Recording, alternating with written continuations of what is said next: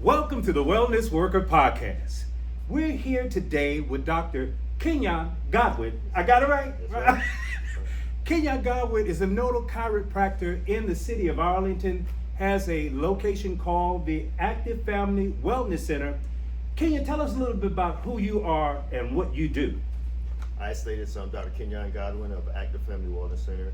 I basically help families, employees, and corporations be able to thrive, to do the work that we all have to do, whether you're a stay-at-home mom or you have a job or a business, to be able to do that and be able to rely on your body, as your body gives us the energy and capacity for the work that we need to do. So we just believe in helping people do their best and perform at their best. Now, my question to you, Kenyon, is this, man. What inspired you to move into the space that you're in? What was the catalyst that caused you to take this direction in life?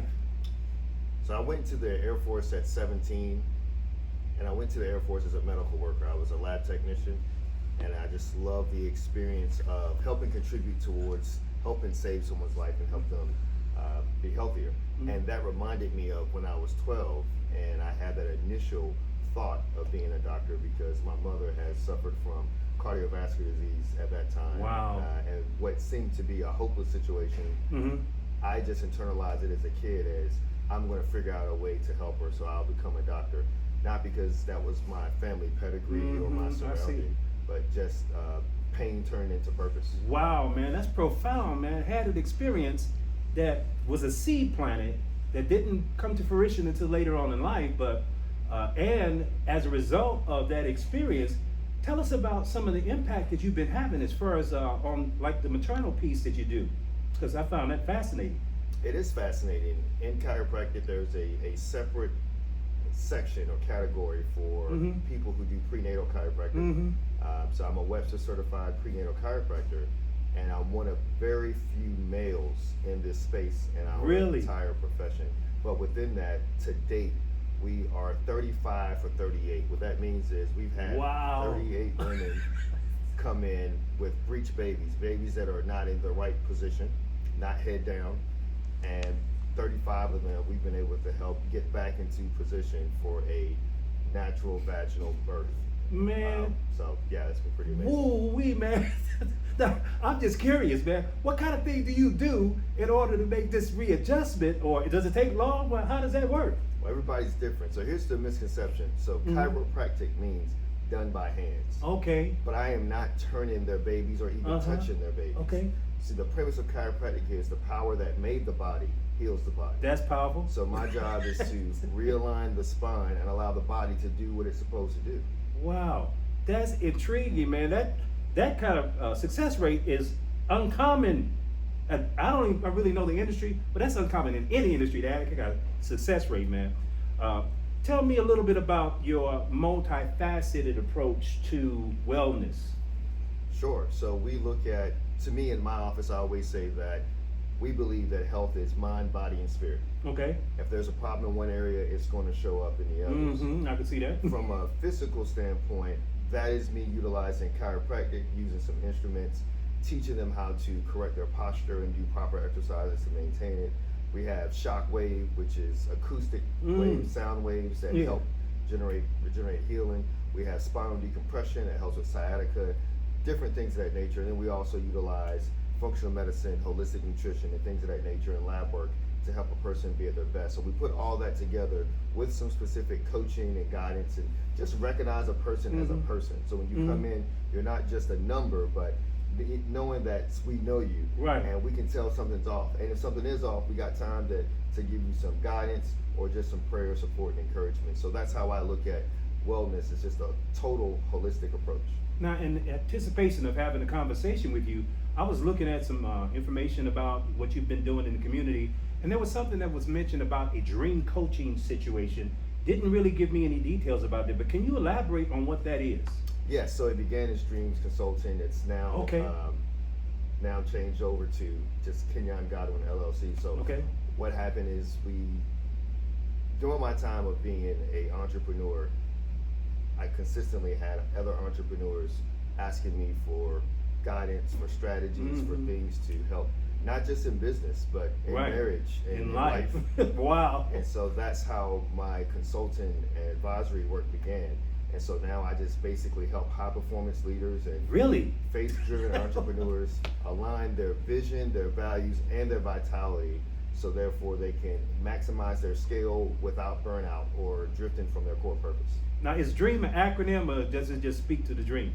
So yes, it was an acronym, but Mhm. again, we no longer use that Okay. that name, and we're just going to Kenyon Godwin LLC. I dig it, man. Simplicity. I dig it. That's holistic, man, to say the least. Now, in the terms of you having impact in community, you've done some leadership pieces. Tell us a little about what you've done in the space of leadership and how that's been impacting your business. Sure. So I think my first thing I began was when I was straight out of school, and I was a founding member of a BNI group that's still in existence today in Mansfield. So leadership was president there a few times.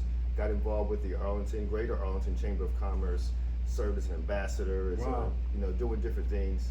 Then became a board member, and then eventually became chairman in the 2022-2023 time frame. And throughout that time, I've also been a part of various boards and helping with church and different things. So I just look at it as just serving, man. I'm an Air Force veteran, so I just look for opportunities to contribute and add value to the space and community that I'm in. This is where my family is, this is where my kids are growing up, and I just want to do my part to make it a great quality of life for us, for others that we know and love, and then for the future.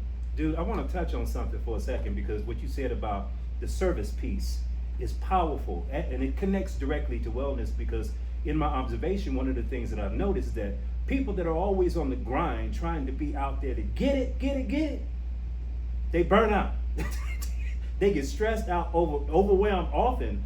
But people who are actively engaged in service, there's less friction in that, because you're doing something, so the chemical compounds in your body are more of the oxytocin, serotonin combinations that actually heal and keep you going. Whereas when you're out there just trying to get it, you're under adrenaline, cortisol, and all of the chemicals that ultimately bring the breakdown of your physiology, man. So I think that's a powerful parallel between your mentality, your philosophy, and the space that you're working in terms of wellness.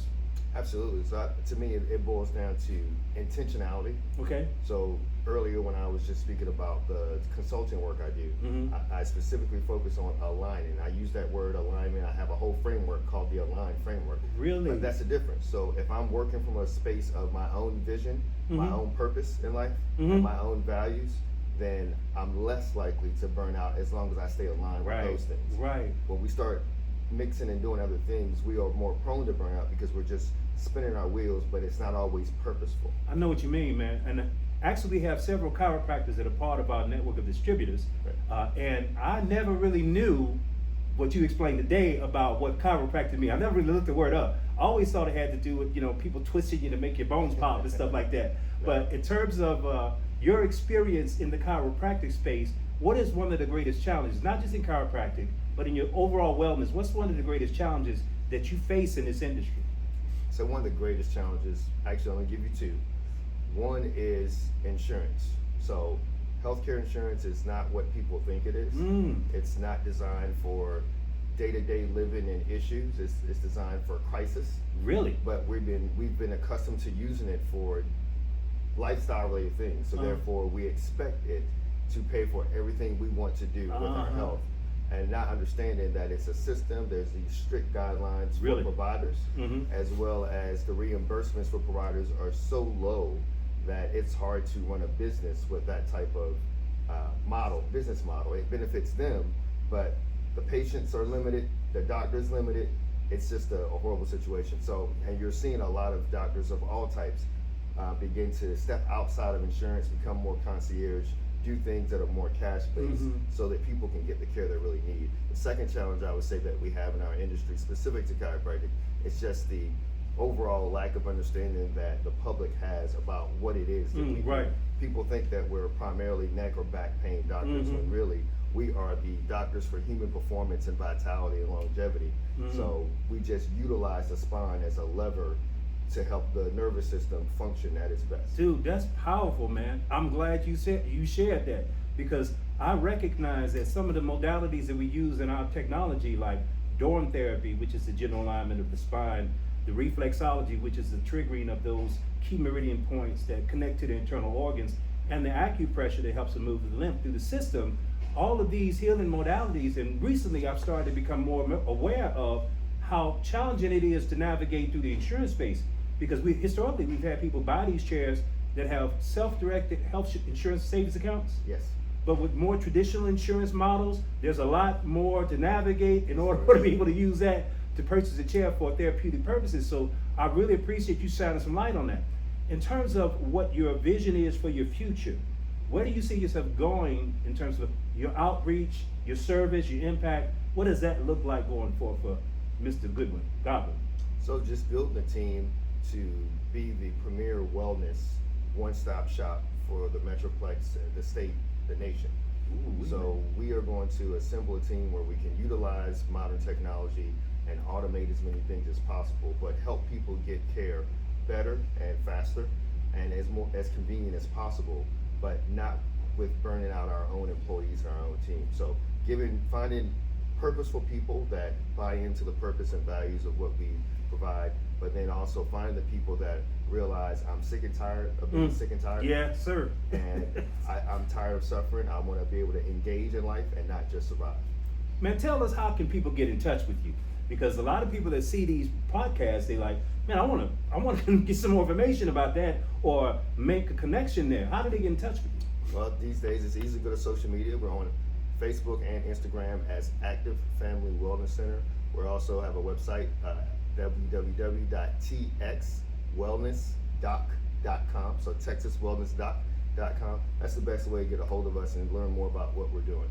I wanted you to know how grateful I am for you coming to share this information. And a lot of the stuff that you share, I didn't know, even though I called myself doing my due diligence before you came to the building. But you've come here, you've had the care chair experience, and I want you to know that I'm available for you as a co-worker in your mission for wellness for not just the city, the state, the nation, but man, I see this as there's a mutual camaraderie we have. I believe that we are all one, but the connection is so slight. But you know when you get in the vibe with somebody who's on the same frequency, and you know that the destiny of what we're going to do together is going to be impactful and beneficial. So I really appreciate you, my brother. Same here. Thank you. Thank you for having me. That's it for this episode of the Wellness Workers Podcast.